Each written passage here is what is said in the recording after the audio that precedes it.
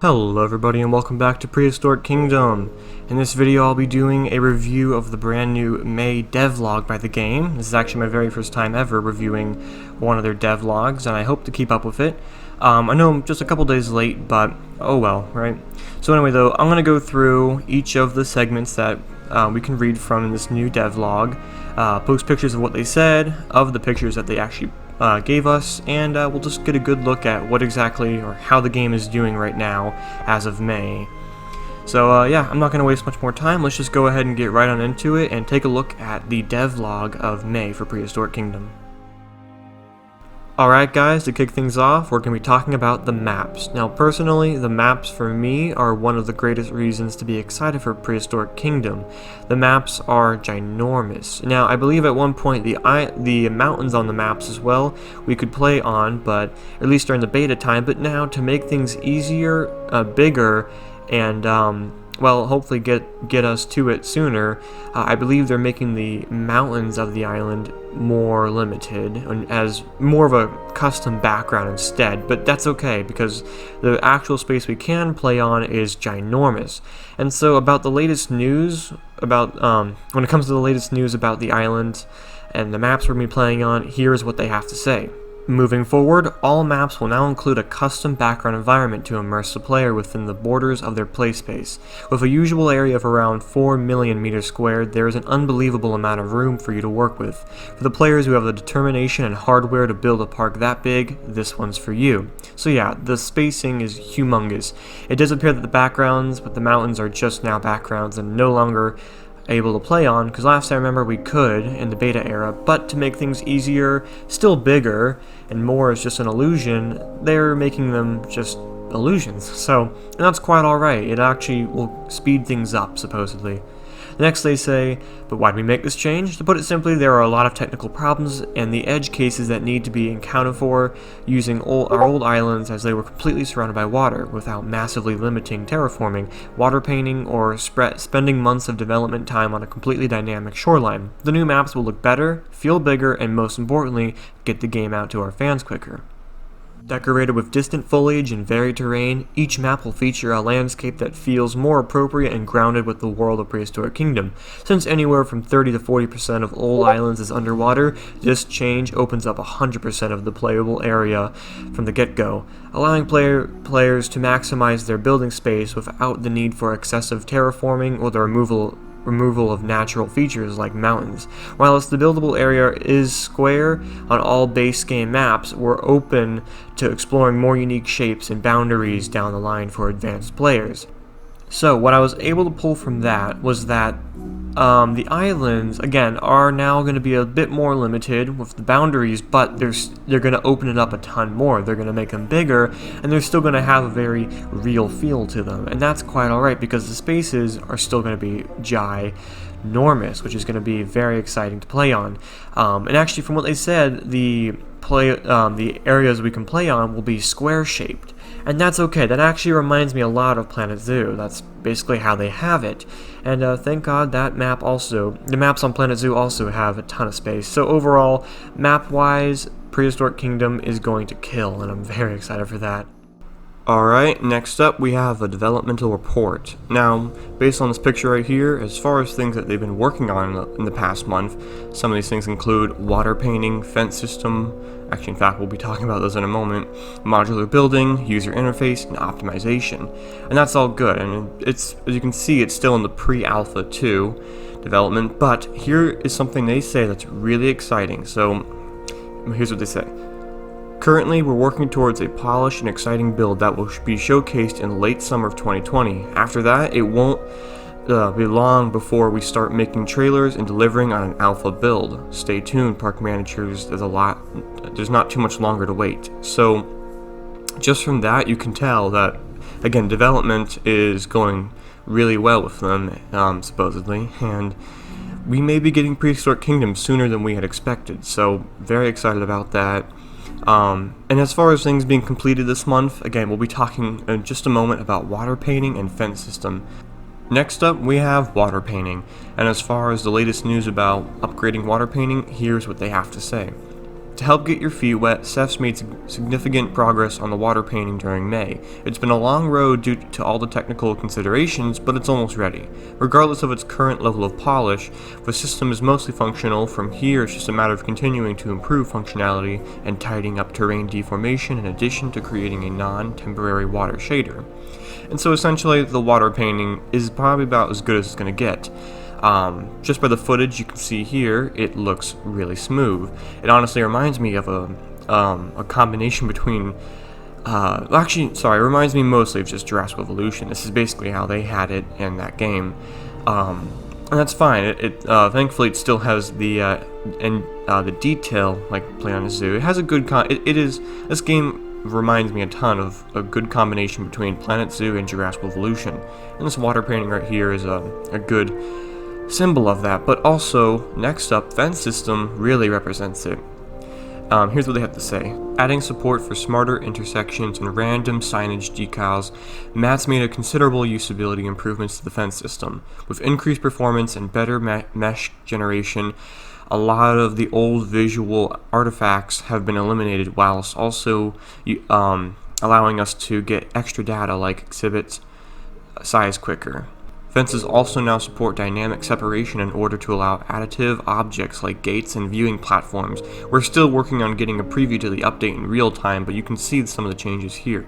So you can just tell by the footage that, again, this is more evidence that Prehistoric Kingdom is kind of like a combination between Planet Zoo and Jurassic Evolution.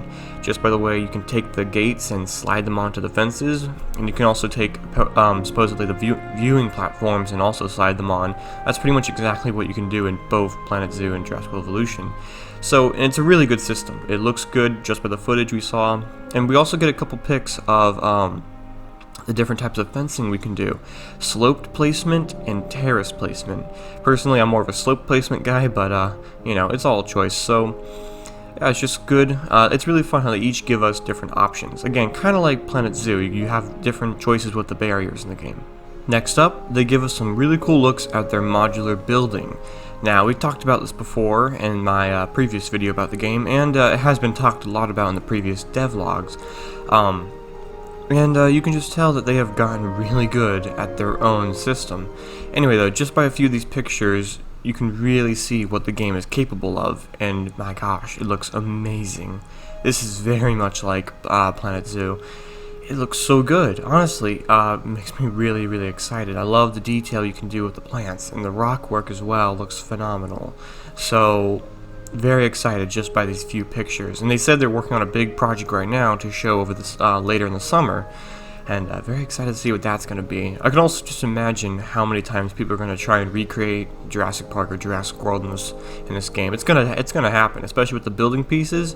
People are going to make like a full innovation center and everything. It's going to be incredible, I'm sure. So again, Modular Building looks incredible. Alright, you guys, next up we have the environments. We have new looks at the tropical biome and the coastal biome.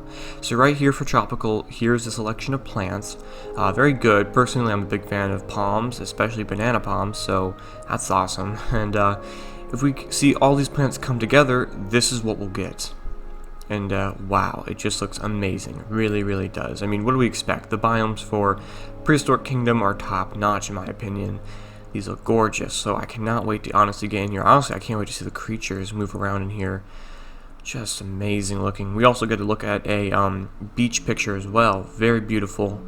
I can only imagine how many times people are going to come back to this tropical biome and recreate, say, Jurassic Park. And speaking of Jurassic Park, or actually the Lost World, next up we have the coastal biome. And right here by the selection, this already starts to scream Site B from 1997. So we keep going on. Here is some really amazing pictures of what the coastal biome will look like. And again, this is where people will make Site B from Lost World Jurassic Park. Not Jurassic Park 3, that one's, yeah. Yeah, this is practically like the creator saying, hey, here you go. Here's all the elements you need to make your own Site B. Go for it. You know, a little slap on the back or a pat on the back. They're just letting you. I mean, look, here's all the elements. We have a full island to build on, or just about. A really huge map to build on. We can have dinosaurs. We have the dinosaurs, let them roam free, and we have this environment all together. I cannot wait to recreate the Site B from Jurassic Park, The Lost World, which is one of my favorite movies. I'm a huge fan of the Jurassic franchise. I think it's about time I finally started talking about it. So anyway, though, it just looks amazing. But as we continue on, we next have structures. So here's what they have to say about this. All maps in Prehistoric Kingdom feature a visitor center, a tunnel-like structure that allows guests to enter and leave the park. Although it cannot be deleted while the park is open, players have the option to freely move the building to a new position or even change its style at any time.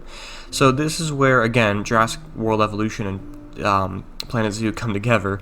This is basically how they have it in both games. You have an entranceway. Technically, you can move it around in Planet Zoo. You just have to move the pathing as well. And you can just build the visitor center however you want.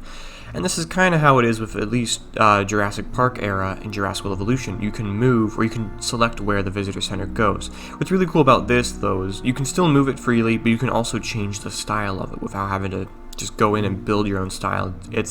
Because honestly, I wouldn't want to do that. I just want to, I'd probably hide this entrance and create my own fake entrance, but what I like is that this is actually small and not super obvious like it would be in Jurassic World Evolution, so there's a few options to do with it.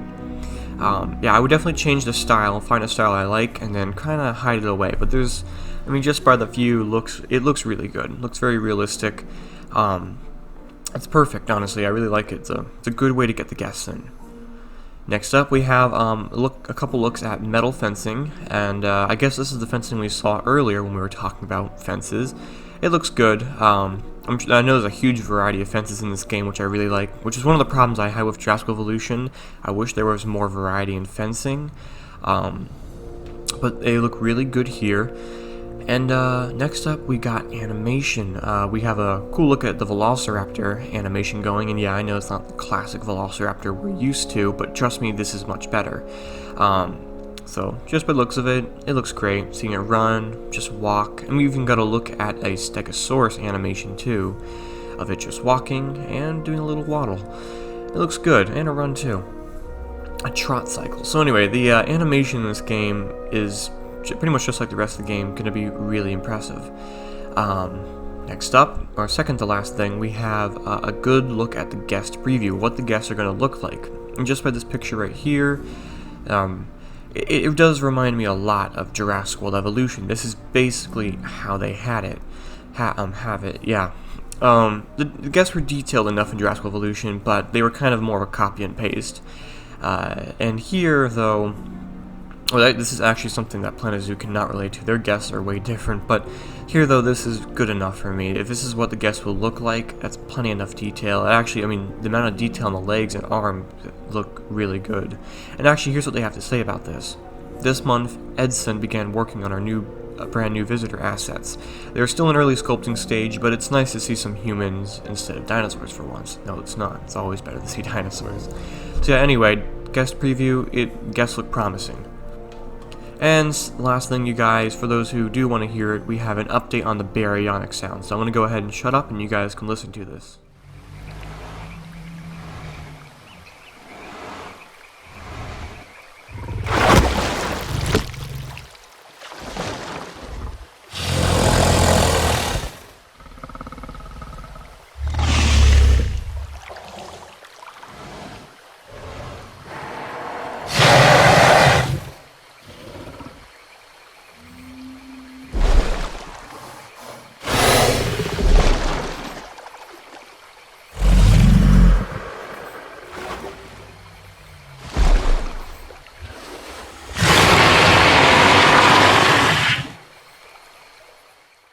And that is it, ladies and gentlemen. Thank you all so much for watching this devlog May review. Sorry I was a little late on it, but I promise I will cover June when the time comes. Please let me know what you think about this month. It is certainly a super impressive game, and just hearing them say that the game will be out sooner than expected makes me super, super excited. So, again, thank you all so much for watching this video. Please remember to hit the like button and subscribe. Check out my Discord in the description down below, or in the comments. Actually, leave a comment again as well on what you thought about this devlog, and I'll see you all next one. Goodbye.